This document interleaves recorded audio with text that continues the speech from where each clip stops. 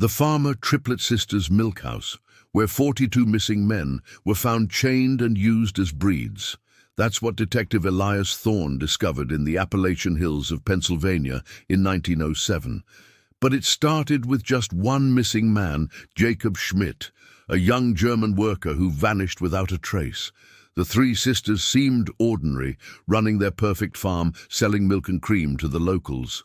Too perfect. Their livestock was always the strongest, their harvests always the biggest. And that windowless stone building they called the milk house, it had heavy locks. Strange sounds came from inside, sounds that weren't from any dairy equipment. When Thorne finally got inside, he found hell on earth. Rows of stalls like animal pens. But these weren't for cattle. The town knew. The sheriff knew. Everyone stayed silent for 30 years. What could be so terrifying that an entire community would protect such monsters, and how many more secrets died with them? The autumn mist clung to the Appalachian ridges like a funeral shroud as Detective Elias Thorne stepped from the Pennsylvania Railroad car onto the warped wooden platform of Hemlock Hollow. The year was 1907, and at 35, Thorne had seen enough of humanity's darker impulses to approach every case with the weary cynicism of a man who expected the worst and was rarely disappointed. The missing person file tucked inside his worn leather satchel represented nothing more than another tedious assignment. Find Jakob Schmidt, a young German laborer who had vanished 3 weeks prior. Likely another drifter who had fled his debts and obligations like so many others before him. The town stretched before him like something pulled from a daguerreotype. All weathered clapboard and smoke-stained brick buildings huddled against the encroaching wilderness. Men in patched overalls and women in faded calico moved with the deliberate slowness of people who had learned that haste brought nothing but trouble. Their eyes followed Thorne as he made his way down the main thoroughfare, not with curiosity, but with the calculating weariness of creatures who had survived by knowing when predators entered their territory. Sheriff Kane occupied a cramped office that reeked of tobacco juice and unwashed wool, his bulk filling a chair that groaned under his weight like a confession under torture. The man's face bore the florid complexion of someone who had made peace with his demons by drowning them nightly in rot-gut whiskey. When Thorne presented his credentials and inquired about the Schmidt case, Kane's response came with the practiced dismissal of a man who had perfected the art of willful blindness. Jakob Schmidt. Kane spat a stream of tobacco into a dented spittoon, the metallic ping echoing in the cramped space. Foreign boy worked the lumber camps up north. These types, they come and go like smoke, probably owes money to half the territory and lit out for greener pastures. His small eyes, nearly lost in the folds of his weathered face, fixed on Thorne with unmistakable hostility. You'd be wise to head back to Philadelphia, detective. Nothing here but mountains and misery. But Thorne had not survived 15 years with the Pinkertons by accepting easy answers. His inquiries at the boarding house where Schmidt had rented a room revealed a man who had paid his rent in advance and left behind personal belongings, including a small, intricately carved wooden songbird that the landlord had found beneath the bed. The craftsmanship was exquisite, the kind of work that spoke of patient hours and genuine affection. Men fleeing their debts did not abandon such treasures. The trail led inevitably to the Farmer sisters, 3 spinsters who operated a dairy farm on the outskirts of town. Multiple witnesses confirmed that Schmidt had inquired about work there, drawn by rumors of fair wages and steady employment. The trek to their property required 2 hours on horseback through increasingly wild terrain, past abandoned homesteads and fields, surrendering to the encroaching forest. The very isolation of the place struck Thorne as peculiar. Successful farms required proximity to markets and transportation. Yet the farmer property sat like an island of prosperity in an ocean of poverty and decline. The farmhouse itself defied every expectation Thorne had formed about Appalachian poverty.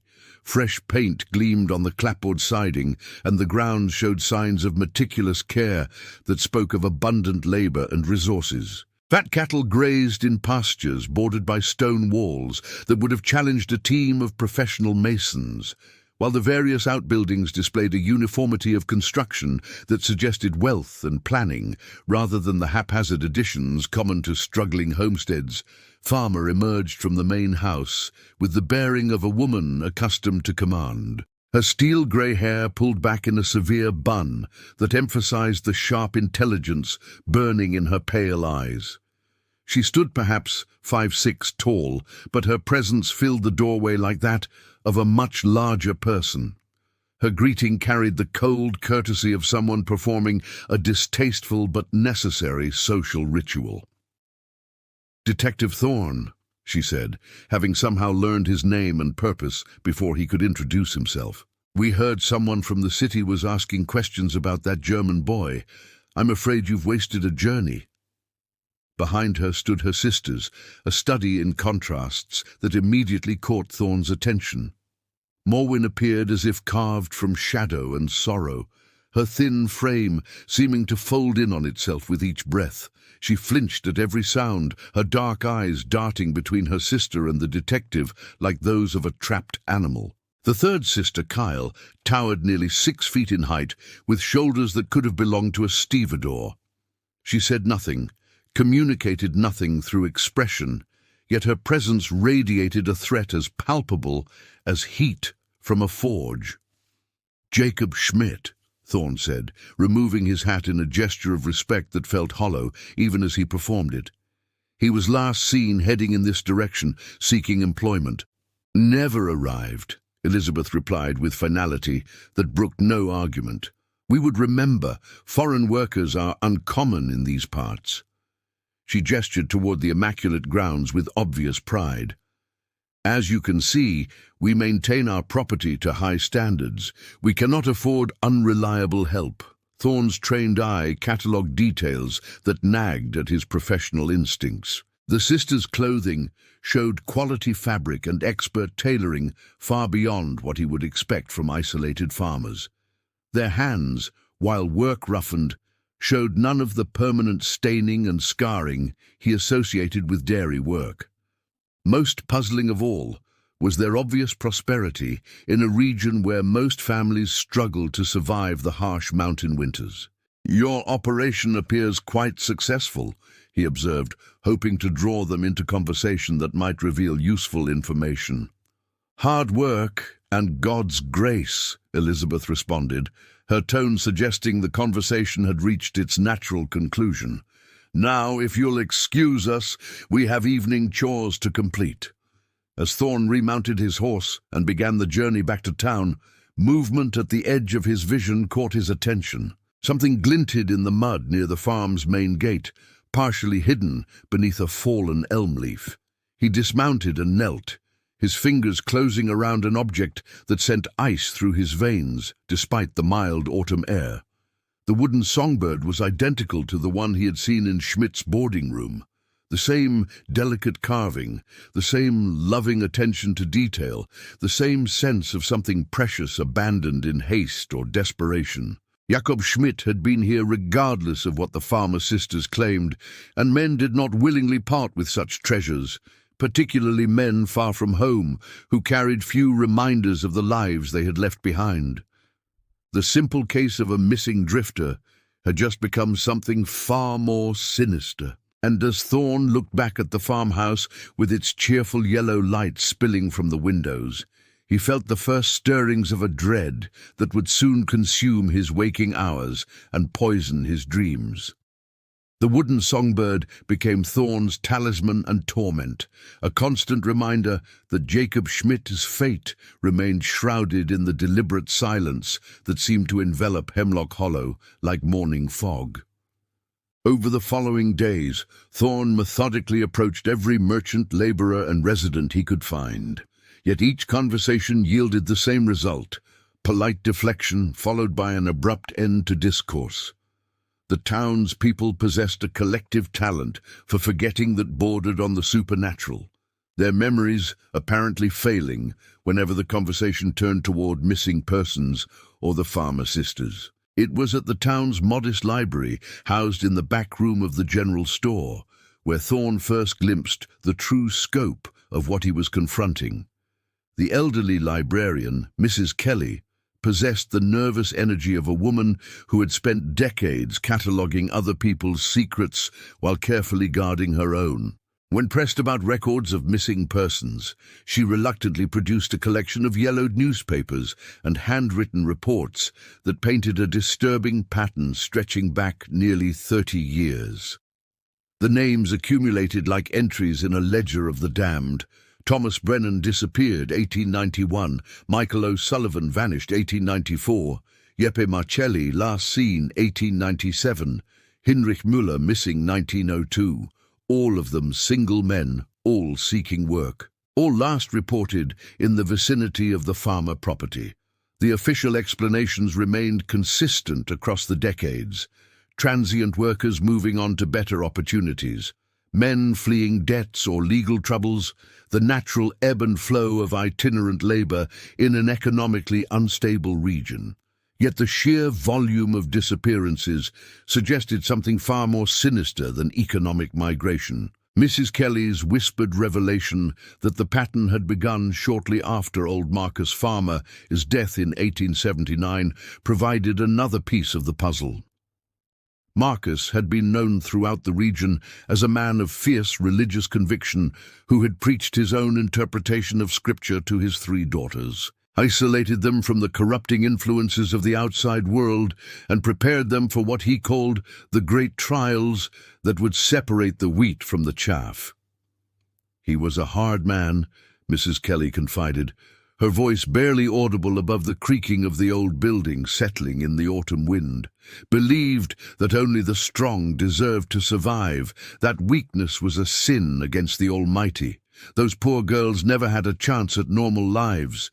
Raised like they were in that house of his devising, Thorne's nocturnal surveillance of the farmer property revealed details that transformed his growing suspicions into genuine alarm.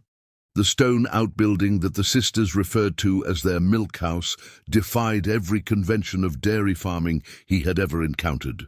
The structure stood perhaps 20 feet square and 15 feet high, constructed of fitted stone blocks that spoke of considerable expense and planning. Most unsettling was its complete lack of windows.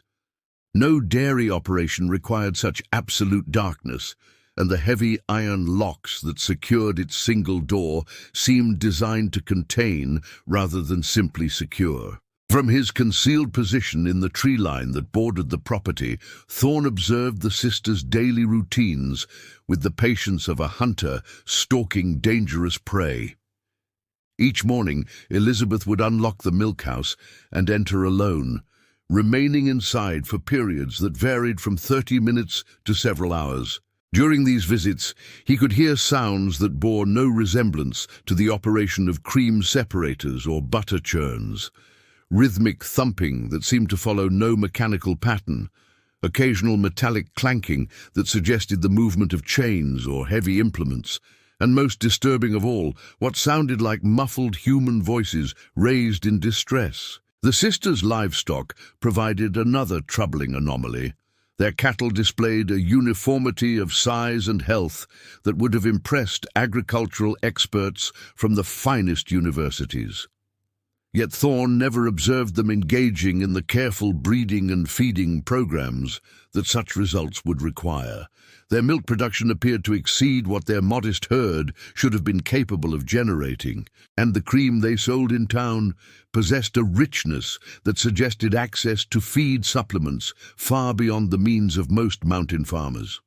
It was during his 3rd night of observation that Thorne encountered the old woman who would provide his first glimpse into the supernatural dread that surrounded the farmer property. Martha Whitlock had served as the region's unofficial midwife for more than 40 years. attending births throughout the mountains with the skill and discretion that had made her indispensable to families who preferred to handle such matters without official documentation. She found Thorne huddled behind a fallen log, watching the farmhouse through field glasses, and rather than challenge his presence, she settled beside him with the familiarity of someone who had grown accustomed to observing things that others preferred to ignore. "You're watching the wrong place," she whispered, her ancient voice carrying the weight of decades of carefully guarded secrets. "The evil don't live in that house.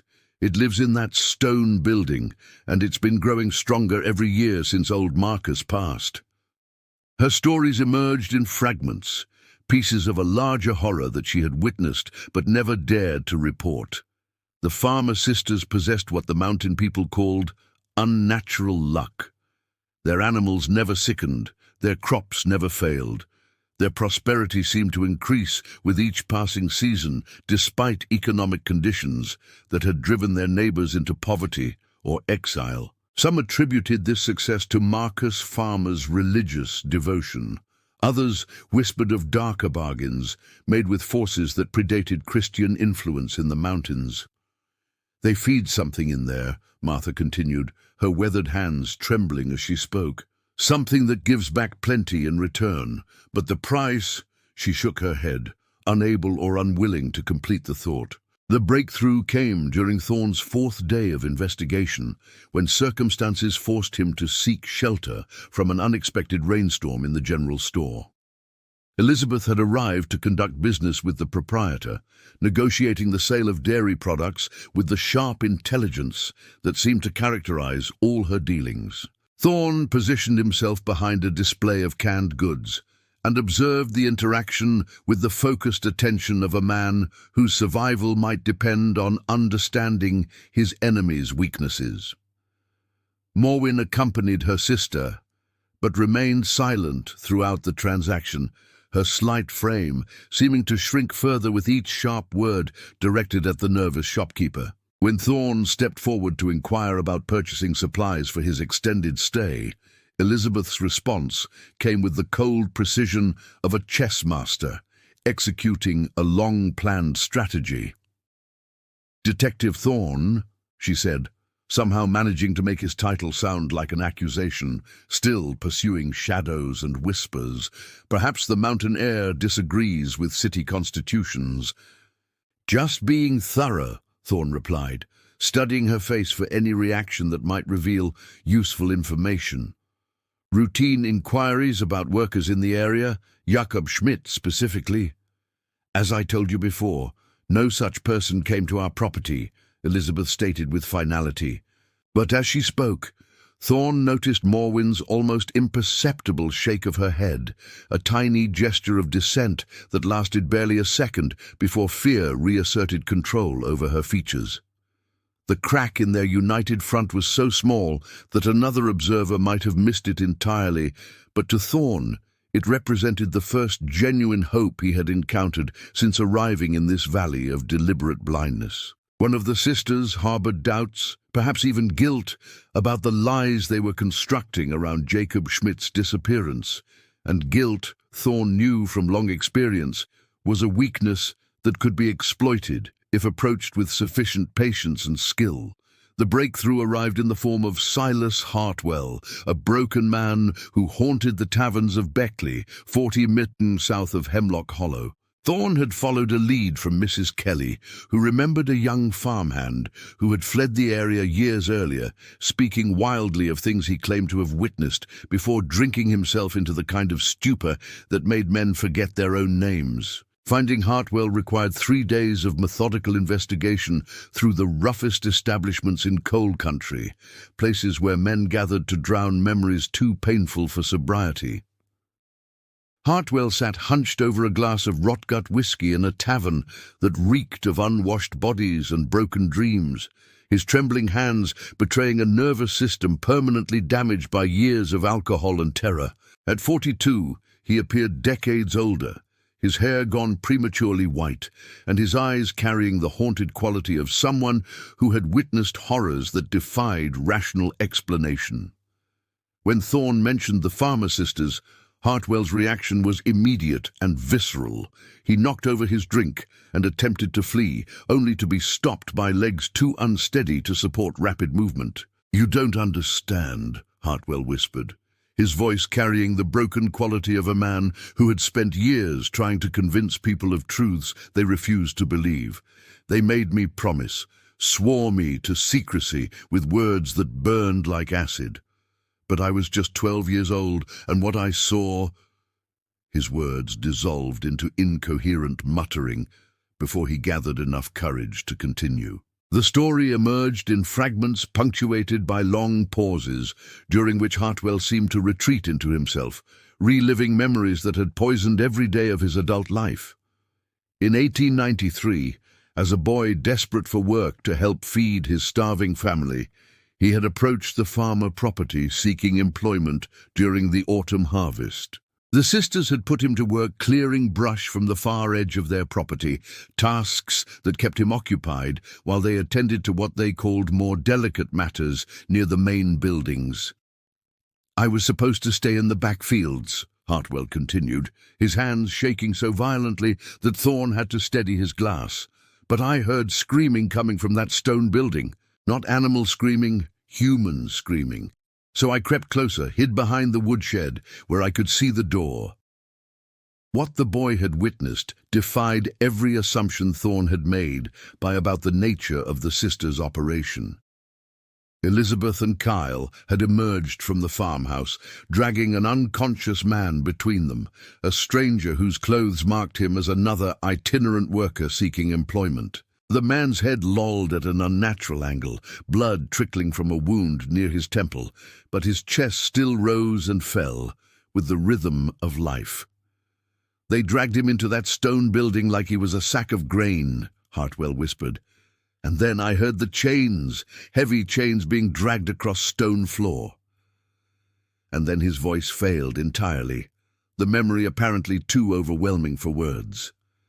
Elizabeth had discovered the boy's presence with the uncanny awareness that seemed to characterize all her dealings with potential threats. Rather than punish him physically, she had subjected him to what she called a binding, a ritual that involved words spoken in a language that predated English settlement in the region, combined with threats so specific and terrifying that they had shaped every decision of his adult life. She said, "If I ever spoke of what I'd seen, they would know," Hartwell explained, his eyes darting constantly toward the tavern's entrance, as if expecting the sisters to materialize from the shadows. "Said they had ways of reaching across any distance, of making people disappear without leaving traces. And then she gave me $5 silver, more money than my family had seen in months, and told me to consider it payment for my silence." Armed with this testimony, Thorne returned to Hemlock Hollow with renewed determination, only to discover that his investigation had stirred forces more dangerous than he had anticipated. "Oh, you're chasing the fantasies of a man whose brain has been pickled in alcohol for 20 years. Kane snarled, his massive bulk rising from behind his desk like a mountain of corrupt flesh. "And even if there was truth to his ravings, which there ain't, you'd be wise to remember that some stones are better left unturned in these mountains." The storm arrived on his 8th night in Hemlock Hollow, a mountain tempest that turned the autumn air violent with wind and rain. Lightning split the darkness in irregular intervals, illuminating the landscape in stark, momentary glimpses that made familiar terrain appear alien and threatening. It was during one of these illuminated moments that Thorne made his decision, but desperation had replaced caution in his calculations, and the need for concrete evidence outweighed considerations of personal safety. The stone building loomed before him like a monument to hidden evil, its windowless walls offering no glimpse of the horrors that lay within. Thorne circled the structure methodically, searching for any weakness in its construction that might provide access to intelligence. Near the foundation's base, partially concealed by overgrown weeds and accumulated debris, he discovered a small ventilation grate set low in the wall, a detail that had escaped his previous observations. The grate measured perhaps 6 in square, barely large enough to provide adequate airflow for the building's interior. Yet it offered what he desperately needed, a direct connection to whatever lay within. Thorn pressed his face against the cold metal, ignoring the rain that streamed down his neck and the mud that soaked through his clothing. What he heard in that moment would haunt every remaining day of his life. The rattling of chains came first, heavy, deliberate movements that spoke of human bondage rather than mechanical operation. Then came the sound that confirmed his worst fears, a low, desperate moan that carried the unmistakable quality of human suffering. Not one voice, but multiple voices, a chorus of misery that rose and fell like a hymn of the damned. Jakob Schmidt was inside that building along with God only knew how many others, and their suffering had become the foundation of the farmer sisters' prosperity. The knowledge of what lay imprisoned within the milk house transformed Thorn's world into a nightmare landscape, where every shadow concealed moral compromise and every silence protected unspeakable evil. Sleep became impossible, replaced by endless hours of pacing his cramped boarding room, while wrestling with the realization that conventional justice had become a luxury he could no longer afford. Sheriff Kane's corruption ran deeper than mere incompetence. The man was actively complicit in maintaining a system that allowed the sisters to continue their monstrous operation with impunity. The law that had defined Thorn's professional identity for 15 years had revealed itself as nothing more than another tool of oppression in the hands of those willing to wield it without conscience. The moral crisis that consumed him was profound and paralyzing. Every principle that had guided his career demanded he follow proper procedures, gather irrefutable evidence, and work within established channels to bring criminals to justice. Yet every hour he spent adhering to those principles meant continued suffering for the men chained within that stone prison, their torment extending indefinitely while he navigated the labyrinth of official obstruction that protected their captors. The wooden songbird seemed to mock him from his nightstand, a reminder that Jacob Schmidt's fate hung in the balance while he wrestled with philosophical abstractions. It was during his 10th night in Hemlock Hollow that Providence offered him an unexpected ally in the form of desperate guilt. Morwen Farmer had apparently reached the limits of her psychological endurance, the weight of her complicity finally exceeding her capacity to maintain the facade of normalcy that had protected her family's operations for decades. The signs of her deterioration had been accumulating for days. She had begun leaving small bundles of herbs at the edge of the forest, primitive offerings that spoke of deep spiritual distress, and her behavior during public appearances had grown increasingly erratic. The fire that erupted in the abandoned barn on the far edge of the farmer property created chaos that could be seen for miles, flames leaping 30 foot into the night sky and casting dancing shadows across the valley floor. Thorn watched from his concealed position in the tree line as Elizabeth and Kyle rushed to contain the blaze, their voices carrying across the darkness as they shouted instructions and organized their efforts to prevent the fire from spreading to more valuable structures.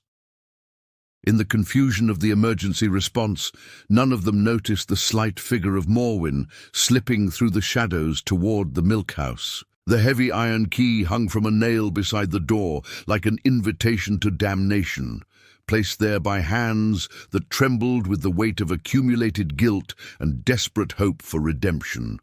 Morwen had retreated to the main house before Thorn could acknowledge her sacrifice, but the message was unmistakable. She had chosen to break the silence that had protected her family's evil, offering him the means to expose truths that would destroy everything she had ever known. The key turned with surprising ease, the well-maintained lock yielding to reveal horrors that exceeded even Thorn's darkest imaginings. The interior of the milk house assaulted his senses with the concentrated stench of human misery, unwashed bodies, festering wounds, and the sweet rot of despair that had been accumulating for years within those stone walls. His lantern cast wavering shadows across a scene that belonged in the deepest circles of hell, rather than the mountains of Pennsylvania. The building had been divided into individual stalls, each measuring perhaps 6 feet by 8 ft, constructed with the same attention to detail that characterized all the sisters' projects. Heavy iron rings had been set into the stone walls supporting chains that bound 42 human beings in various stages of physical and psychological breakdown. Some of the prisoners had retreated so deeply into madness that they no longer responded to external stimuli, sitting motionless in their own filth while their eyes stared at visions that existed only within their shattered minds. Others wept continuously, their tears having carved permanent tracks through the grime that coated their faces like grotesque war paint. Jacob Schmidt occupied a stall near the center of the building, his once robust frame reduced to protruding bones covered by skin that had taken on the waxy pallor of the dying. Recognition flickered in his eyes when Thorne's lantern illuminated his face, but the words that emerged from his cracked lips carried the weight of revelations too terrible for rational comprehension. She said, "We were the new seed." Jacob whispered, his voice barely audible above the constant rustling of chains and the soft weeping of his fellow prisoners. That the weak bloodlines had to be purified, that we would father a generation strong enough to inherit what was coming. The full scope of the sisters' operation became clear as Thorne moved through the rows of human livestock, each prisoner representing years of careful selection and systematic abuse, designed to serve purposes that transcended mere sadism. The strongest and healthiest men had been chosen for breeding purposes, forced to participate in a eugenic nightmare that would have impressed the most deranged social theorists of the age. The sisters had created a human farm, treating their captives with the same calculating efficiency that other farmers applied to cattle or swine. The sound of approaching footsteps shattered his horrified contemplation, and Thorne turned to find Elizabeth framed in the doorway, her pale eyes reflecting the lantern light with an intensity that spoke of absolute conviction rather than madness. Behind her loomed the silent bulk of Kyle, while the abandoned barn continued to burn in the distance, casting hellish light across the farm buildings. "You should not have come here," Elizabeth said, her voice carrying the calm authority of someone who had always known this moment would arrive. "But perhaps it is fitting that you witness the culmination of 30 years of sacred work before you join them." She moved with surprising speed for a woman of her age, the hay scythe appearing in her hands as if conjured from thin air. The blade whistled through the space where Thorne's head had been an instant before, striking sparks from the stone wall behind him. Her face blazed with righteous fury as she pressed her attack, screaming about her father's prophecies and the necessity of purifying bloodlines contaminated by weakness and moral corruption.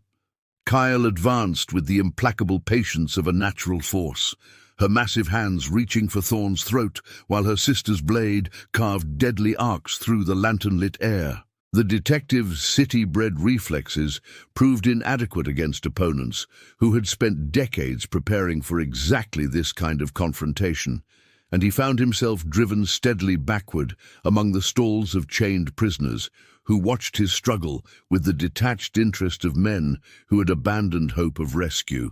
The crack of breaking wood announced Morwen's final act of desperation. She had retreated to the main barn and fashioned a noose from hemp rope, choosing death over continued complicity in her family's monstrous legacy.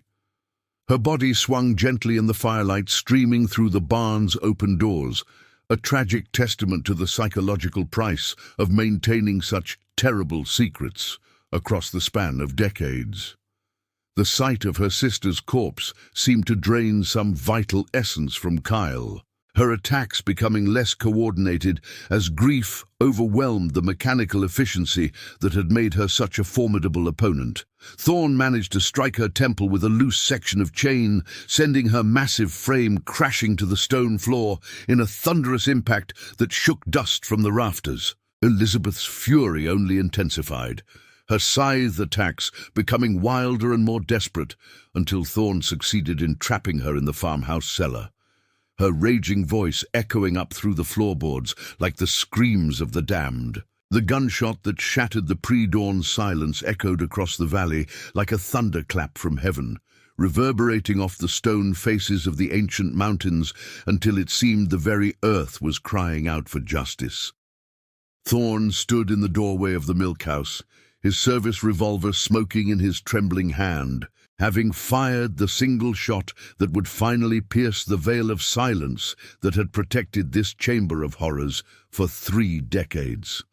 The sound carried with it the weight of 42 broken souls and the desperate hope that somewhere, in the darkness beyond these hills, decent people still existed who would refuse to turn away from such monstrous truth. The response came swifter than he had dared hope. Within hours, riders appeared on the mountain paths, drawn by reports of gunfire and the glow of the burning barn that had served as Morwen's funeral pyre.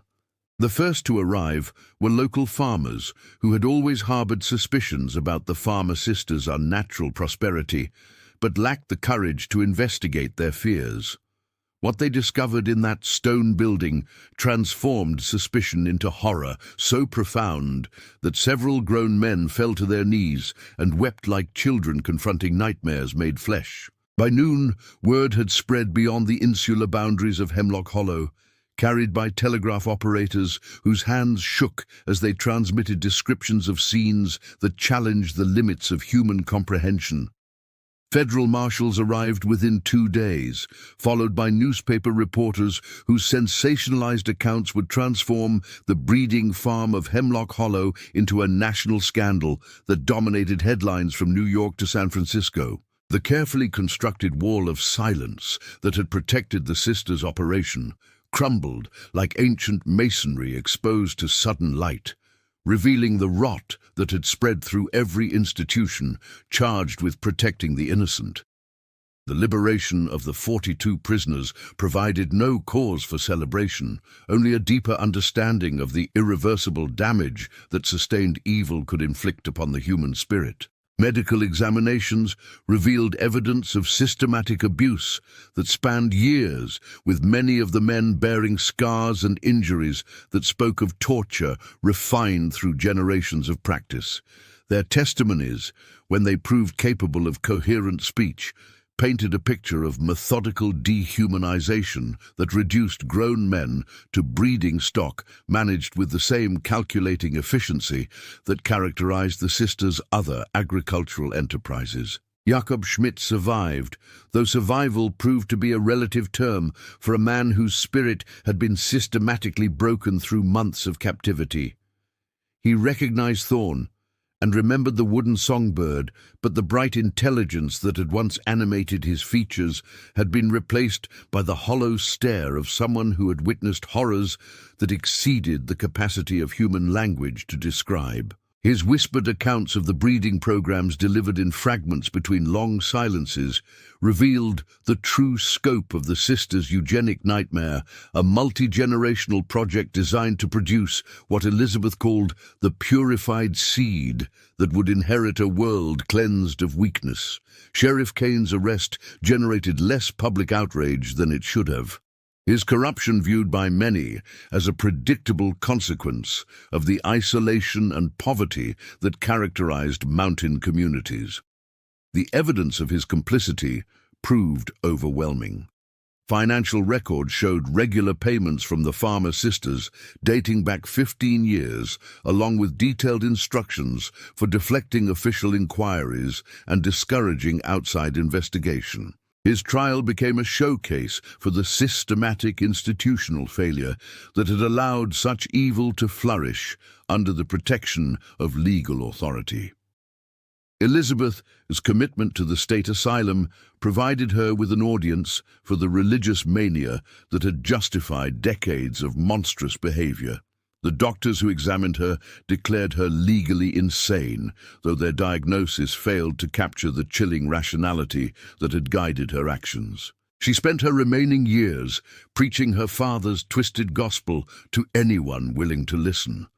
Her prophecies of racial purification and survival of the strong echoing through sterile hallways until her death 5 years later. Her delusions had acquired the patina of martyrdom in her own mind, transforming her from monster to misunderstood prophet of necessary truths. Kyle retreated into a catatonic state from which she never emerged, her massive frame becoming as motionless as the stone walls she had helped construct to contain her family's victims. The trauma of witnessing Morwen's suicide and confronting the full moral weight of her participation in decades of systematic torture apparently shattered whatever psychological mechanisms had allowed her to function as Elizabeth's enforcer.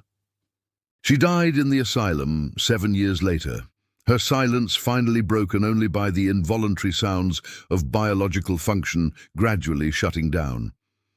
The accolades that followed Thorne's exposure of the Farmer Sisters operation felt like mockery rather than recognition. Newspaper editorials hailed him as a hero of justice, while government officials praised his dedication to uncovering truth in the face of overwhelming opposition. Yet he found no satisfaction in their praise, only a profound weariness that seemed to settle deeper into his bones with each passing day. The faces of the freed prisoners haunted his dreams, their hollow eyes reflecting not gratitude, but the terrible knowledge that rescue had come too late to restore what had been stolen from them. 6 months later, Thorne stood on the platform of the Pennsylvania Railroad station in Hemlock Hollow, preparing to leave the mountains forever. His resignation from the Pinkertons had surprised no one who knew him well. The case had changed him in ways that made continued law enforcement work impossible. The wooden songbird rested in his palm, its delicate carving serving as a tangible reminder of Jacob Schmidt's suffering, and his own failure to prevent years of agony that proper investigation might have ended decades earlier. The train's whistle echoed across the valley as he took his final look at the mountains that had revealed so much about the capacity for evil that could flourish in communities that chose willful blindness over uncomfortable truth. He had not brought justice to Hemlock Hollow. Justice would have required preventing the suffering, rather than simply exposing it after irreversible damage had been done. What he had accomplished was something both smaller and more significant. He had honored the truth regardless of its cost to himself and others. As the locomotive pulled away from the station, carrying him toward an uncertain future in cities where such concentrated evil might be less easily hidden, Thorne understood that his victory was measured not in criminals punished or victims saved, but in his refusal to participate in the collective denial that had made such horrors possible. The mountains receded behind him, their ancient peaks holding secrets that would outlive the generations of people who chose to ignore them, while he carried forward the burden of knowledge that would shape every remaining day of his life.